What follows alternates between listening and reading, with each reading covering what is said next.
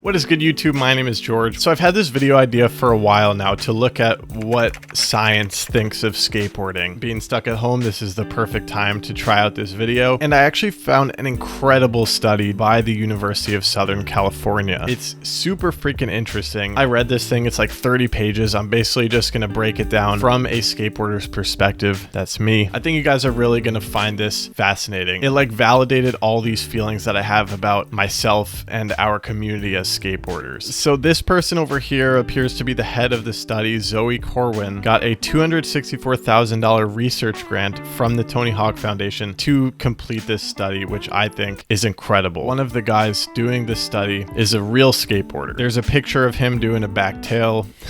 His name is 𝓅𝒶𝓈𝓈𝓾. I watched a couple of videos about him. His career is all about integrating skateboarding and education. I am the first professor of skateboarding and action sports here in the US, and looking at how skateboarding can be used as a tool for cultural diplomacy. The fact that this study is funded by the Tony Hawk Foundation and there's somebody who actually knows about skateboarding tells me that this study is not just going to be some bullshit.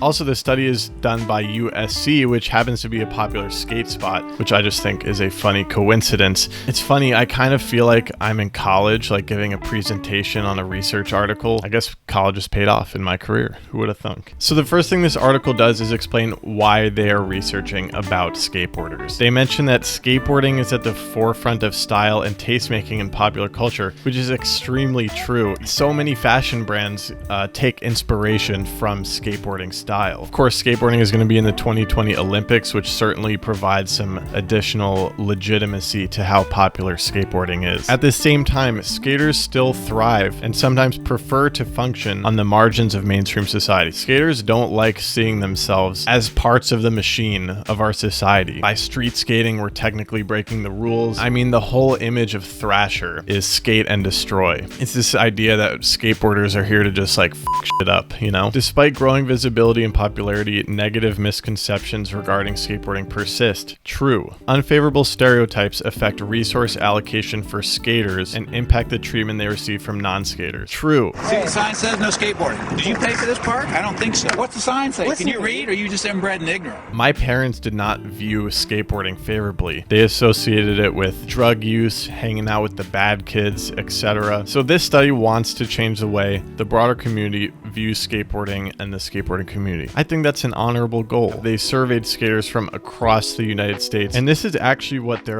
social media ads looked like. I honestly wish I had come across one because I would have happily taken this survey. Total sample size 2,075 skaters. The majority of people who responded to their survey were straight white male skateboarders, but if you look at this chart here, they do have a pretty good diverse breakdown aside from that. There was similar representation across all income levels. I feel like skateboarding has a little bit of a stigma of being something that broke people do. What do you got besides a beard? You're nothing. Let me see your rings or your money. You're broke. 78% of respondents between 21 and 25 were currently employed. There's definitely an idea that skaters are bums. You're the one breaking the law. Get out of here. You guys are a bunch of losers. Why is it that skateboarding...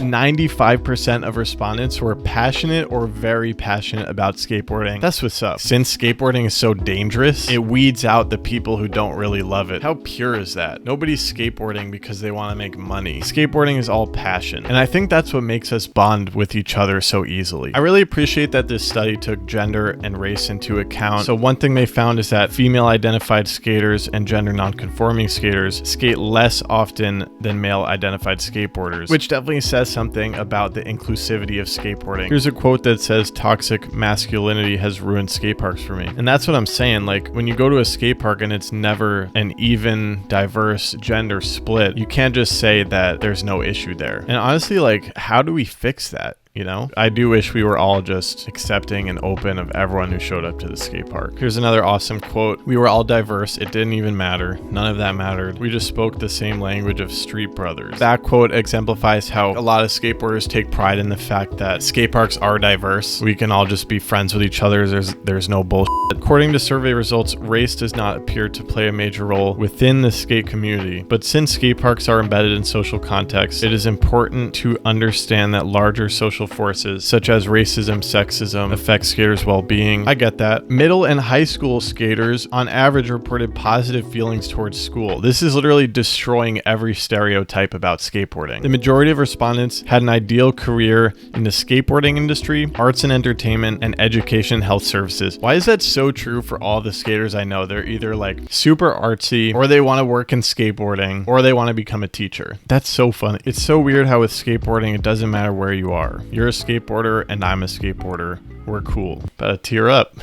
I think it does come down to how deep our passion is for skateboarding. It is so much easier for me to become friends with a fellow skateboarder than it is for any other human on this planet. And I think it's because there's already something deep inside that we know is the same about us. I love this part. So one of the survey questions is, why do you skateboard? The top responses were to have fun, to get away from stress. These indicate a strong connection between skateboarding and mental well-being. I talk about this in probably every video, how important skateboarding is for my mental health. If you're not skating with your friends, you're wasting time. These are the memories you'll make for the rest of your life.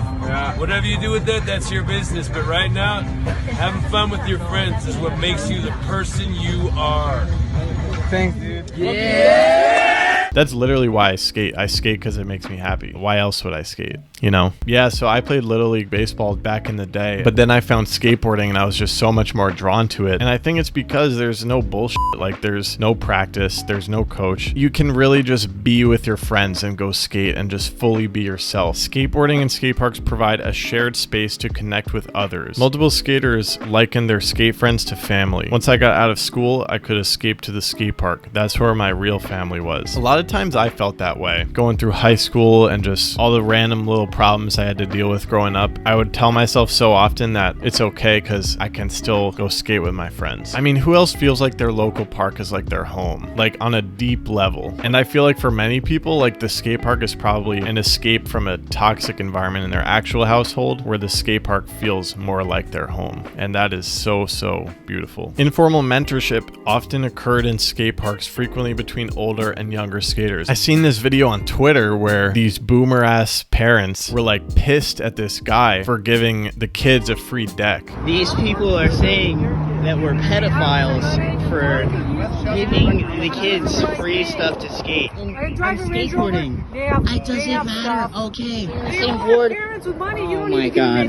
You guys are crazy. If you're in the skateboarding community, you know how normal that is. These parents thought it was like weird and creepy and shit, which is a perfect example of how certain people outside of skateboarding just have no f***ing idea what our community and culture is like. So lessons from skateboarding that they have found from all these surveys: sticking with a challenge, working well with friends, thinking creatively, solving difficult problems, sharing ideas with people from different backgrounds, perseverance, resilience, recover from setbacks, fearlessness, confidence, ability to deal with pain, patience, ability to delay gratification. All really good insights, all things that skateboarders are real freaking good at. These things stand in contrast to negative stereotypes we documented. I know the feeling of like shame about being a skateboarder to those teachers and parents and professors. I think we should just be who we are. We should be proud to put skateboarding on our resume. When I decided to write about skateboarding in my college essay, I thought it was risky. Like, I thought that a college wouldn't want a skateboarder, when the truth is skateboarders are assets to all different areas in society, including college campus. So they also talk about how skateboarding is linked to filming, editing, and consuming skate-related media, and that these things are related to education and career opportunities, which is so freaking true. And yeah, I mean, those skills can get you jobs, and it's crazy how a lot of parents will discourage skateboarding, even though it's building up skills that can help their kids get a job. Trying a kickflip for 100 times and finally landing it teaches you that you need to just try shit and practice it until you land it or succeed or whatever. Dang, this is making me proud of us. Things aren't going to happen first try, and if they do, it's a rare occurrence. Very rare. Very rare.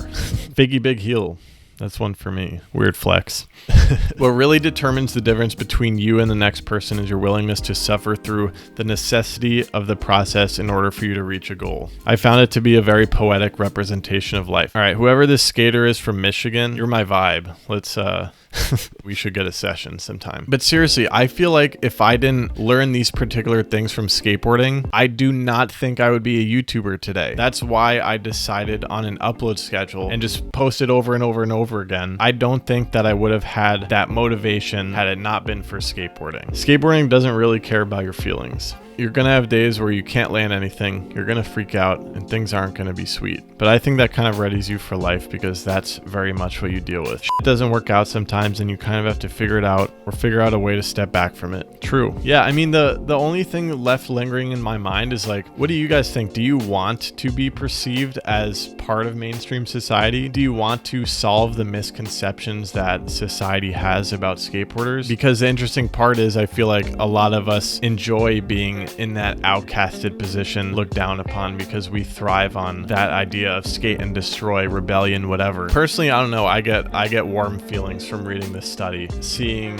so much effort put into surveying skaters, getting to know us, putting it into paper in a cohesive way with the goal of essentially, I mean, I assume the goal is really to, one, understand skateboarders, two, demonstrate this understanding to everybody else in hopes that, I feel like bottom line, skateboarding gets more money and attention for skate parks, after school programs, equipment, whatever it may be. The way I'm attached to skateboarding is I can put my 2 feet on the grip tape, ride my skateboard, and work on my tricks and hang out with my friends. I'm happy. I don't really care how popular it gets. I would love for people to experience the skateboarding that I experienced because it's been so valuable in my life. So I'm not mad that it's in the Olympics. I think it's a little bit corny, but it doesn't really impact my ability to ride my skateboard, so I don't really care. And I'm happy that this study exists if it's going to mean that more skate parks are going to pop up. I don't think street skateboarding is going to die, but clearly these skate parks, after school skateboarding clubs, skate shops, those are really important, like community hubs where we can feel at home. I'm stoked that they did this. I think this is so sick. I didn't tear up in this video, but I definitely teared up reading some of those quotes upon my first read, just because I feel like this study captures the essence of skateboarding in a great way. This has been Academic Skate Article Review number 1. Hopefully this video does not flop. I'm kind of scared it's going to. Please leave a thumbs up and leave your feedback in the comments. Thank you guys for watching. I'll see you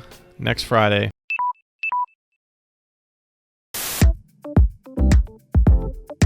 Perseverance, and you're going to become a better person instead of doing some bullshit sport that your parents force you to do. I think you get what I'm saying.